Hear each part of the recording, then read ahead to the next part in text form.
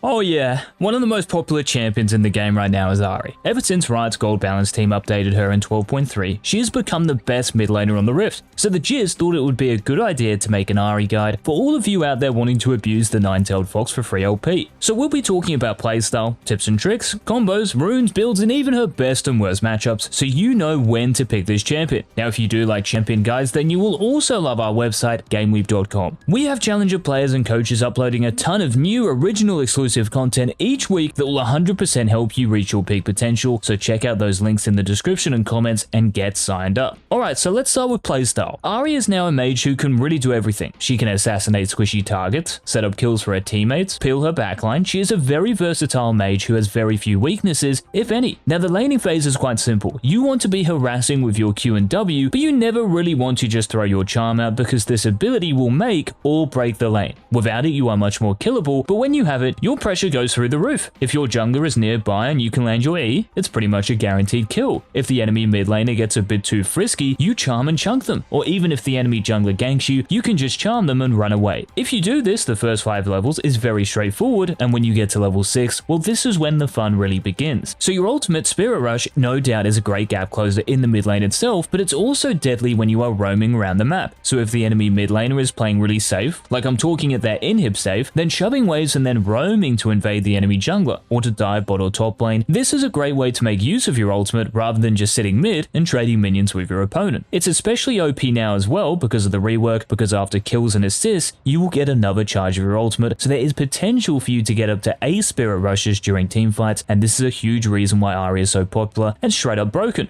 But in these mid to late game teamfights, it's much better if you treat AHRI like an assassin, rather than a control mage who just sits next to their AD carry. This is because AHRI's mobility, coupled with her charm, makes her pick potential as high as anyone's, so try to look for angles around the enemy team so you can catch them by surprise. A cheeky flank can be game winning. And of course, controlling these areas with control wards and sweepers is essential before making that play. So overall, AHRI is a great all-around hybrid magic damage champion, and you would be very wise to pick her up. Now let's get into some tips and tricks for AHRI for Season 12. So your Q, Orb of Deception. You're going to use this for 2 reasons, to clear minion waves or to damage your opponent. But this doesn't mean you throw it out max range whenever you have it off cooldown. Wait for your opponent to go for a last hit. Wait for them to cast an ability. This improves your chances of hitting both parts of your Q, so we're after quality rather than quantity. Now you must also know that the second part of your Q deals true damage, so you always want to be moving with your opponent as they try to dodge it. Now if you think you can kill your opponent with the second part of your Q, you can always flash to line yourself up with your opponent or even use your ultimate, so your Q2 100% hits them. Also keep in mind that you can Q flash, which will take anyone by surprise. Now for your W, your Foxfire Flames do not work with fog. You need vision of your target, otherwise the flames will fly somewhere else or just expire. Now your W's animation won't interrupt any other animation, so if you're auto-attacking, you can press W and it won't cancel the auto-attack. If you're halfway through a Spirit Rush, you can press W and it doesn't stop the dash. Knowing this is essential because it will help you master these upcoming combos. Now last thing about your W, it gives you movement speed, so you can use this to gap close to your opponent in lane. You can use this to escape a gank. You can use this to get around the map quicker. Just be careful of spamming it too much because you are using mana, so maybe steal your jungler's blue buff beforehand so you don't have to worry about this. Now for your E or charm, I'm sure lots of you know about AHRI's charm, but did you know that it stops dashes? So if you're against a LeBlanc who W's towards you, just press E and it will interrupt LB's distortion. Or an Akali might use her second E on you, just use your E and she's in a world of trouble. So for any champion with a dash, especially assassins, AHRI is very annoying to play against because of this interaction. But remember, you are only a threat when you have that threat ready to use. Now it's also crucial to know that your charms range is actually longer than your Q's range, so you can land some very long range charms, and in the late game, this bit of info can be the difference between capitalizing on an opportunity and missing out. Now how you use your ultimate is key. So the first and most obvious tip, when you think you can kill your opponent, use your Spirit Rush to help land your charm. You might dash to the side of the minion wave so you have clean air, or you might dash towards them so you're a lot closer, thereby increasing your chances to land your E. Now the second ultimate tip, use it to isolate opponents in teamfights. You never want to be ulting into range of more than one enemy champion, so whoever that primary target is, you want to dash so you keep them in your range, but no one else. This will lower your death tally and improve every other stat. Now lastly, your ultimate will reset as the essence from an enemy kill or assist jumps back to you. So what you can do just before that essence reaches you is to use a charge of your ultimate and then another one as soon as you collect that essence. So essentially you are dashing twice instead of just once, and this is particularly effective when you have your charm or Everfrost active available because of the distance you can cover and how quickly it actually is. Now for the essential AHRI combos. Auto, W,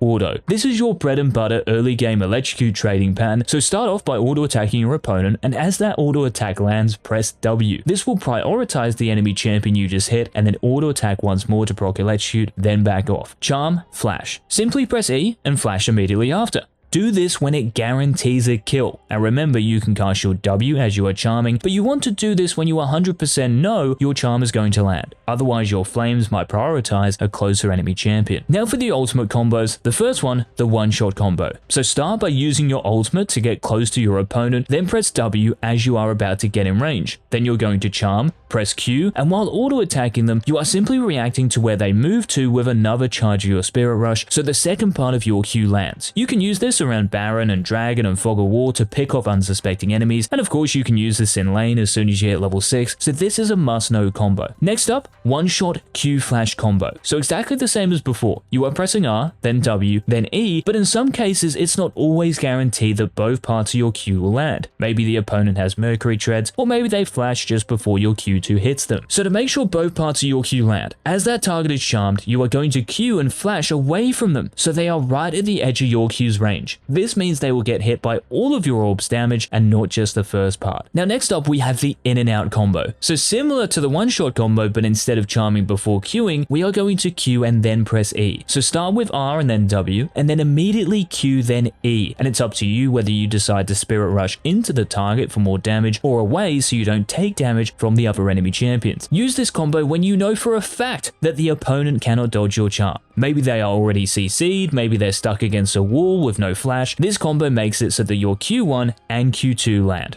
Now the last combo to master is the Glaciate combo. So this is combining your Spirit Rush's mobility with the slow and root from Everfrost's active Glaciate. And you can combine this with any combo really, but the most effective way is to use your Glaciate after pressing R and then W. And as that target is hopefully rooted, you can then use your Q first and then your charm. Because of the CC from Glaciate, there is no way they escape before you charm them after the root, and that's an easy kill. Now let's get into AHRI's best items. So into champions you struggle to auto attack, like Xerath, Vel'Koz, Ziggs, take Doran's Ring. But into champions you are going to auto attack and trade heavily with, like Yasuo, Akali, Victor, take Corrupting Potion. Now for your mythic item, you have a choice between Everfrost and Luden's Tempest. So take Everfrost if your team has a lot of damage, and especially if the enemy team has a lot of close range champions. The Glaciate active will be a big cuck. Otherwise, taking Luden's is best because it gives you the most damage because of the magic penetration, and pretty much means that whenever you land a charm, that champion is going to die. Now next you want to finish your boots, and you can choose between 3.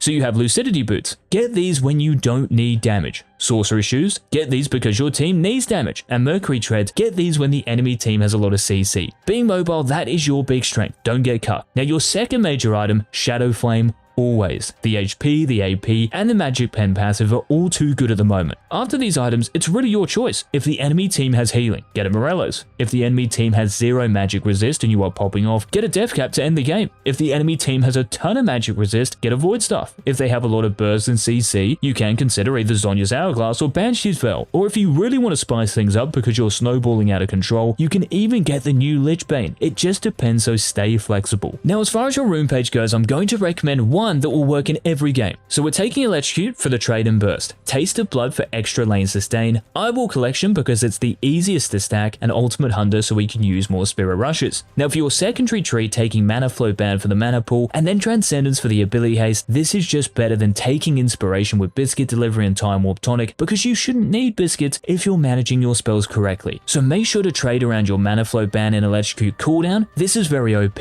and Transcendence gives you insane scaling. You can get so so many abilities off during late game teamfights, and as far as your minor runes, take an attack speed shard, adaptive force, and armor or magic resist depending on the matchup. Now for summoner spells, I'm going to recommend 2 spells you should consider pairing with flash. So Ignite is for those lanes you think you can kill if you land one charm. So champions like Twisted Fate, Orianna, Galio, and Exhaust is for those lanes who have a lot of burst damage. So champions like Zed, Veigar, Aurelia, Katarina. Now as far as your skill order goes on Ahri, most of the time you want to be starting W unless you're into one of those champions like Xerath Ziggs who's going to play a range, because we won't be able to hit them with our flames. Now level 2 in most games you do want to get your Q, but sometimes you might get a gank, or sometimes you yourself might get ganked, so don't skill anything just until you know 100% what you actually want. Now we want to be maxing our Q first from this point onwards, then maxing our W, then our E, and of course getting our ultimate at 6, 11, and 16. Now the last chapter of this guide, best and worst matchups. And if you found this guide useful, please smash that like button down below, and if you want us to do a guide on your favorite champion next, let us know who that is by dropping a comment. So Ahri's best matchups are those that have no real counterplay to her charm, and if Ahri outranges that champion as well, it's a winning combination. So champions like Akali, Ryze, Vex, LeBlanc, and even if you can't punish them early, immobile skill shot based champions like Xerath and Lux become extremely easy from level 6 onwards. But there are some champions who love to play against Ahri, and funnily enough, these are just champions who are hard to charm. So Katarina, Kiana, Kassadin, and you have other mid laners who just out pressure Ahri in terms of damage and kill threat, or in terms of pushing power. So champions like Annie, Azir, Zoe. But to be honest, Ahri is arguably the most blind pickable mid laner, so there's never going to be a bad game to pick this champion, and that was our Season 12 Ultimate Ahri guide. Once again, make sure you check out the GameLeap website on your way out and hit that subscribe button so you don't miss tomorrow's daily upload. Until then, this has been Peace.